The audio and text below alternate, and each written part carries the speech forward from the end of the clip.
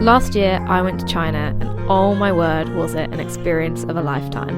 The food was absolutely incredible and I actually miss it so much. Albeit some of it was very interesting, shall we say?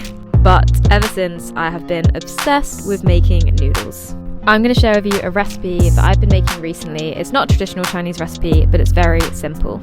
I start by preparing all of the ingredients, slicing the red onion, cutting the mushrooms into 8 pieces, slice the stem of the pakchoi and the leaves of the pakchoi separately, because I then put the leafy part of the pakchoi and the cabbage into a bowl, and then when all of the ingredients that I cook in a pan are done, I add this to this bowl, which then naturally wilts the leaves without me having to cook them separately. I then crush and peel some garlic, which I add to a pan with some wilted red onion with a little bit of sugar and the pakchoi stems. When these are nicely cooked, I add them to the bowl with the leaves and give them a little bit of a toss and leave the lid on to keep the heat in. With the mushrooms, I season, soften, add some soy sauce and then some sesame oil at the end and add to the bowl. Then that's all the veg done and time for the meat, which I get a really hot pan with lots of oil and fry the mince with some seasoning, soy sauce, give it a toss until it's cooked and add some flour to cook out until it's really nice and crispy. I finish it with a little bit of sesame oil, basil, chili and a sprinkling of sugar.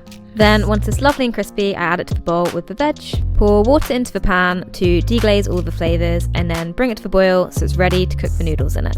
When these are soft, I then add a little bit of soy sauce just to season and fry some eggs to go on the top of the noodles. Lately, when I fry my eggs, I get them really nice and crispy and then turn the heat off and just put a lid on to gently cook the top so I don't have to flip them over.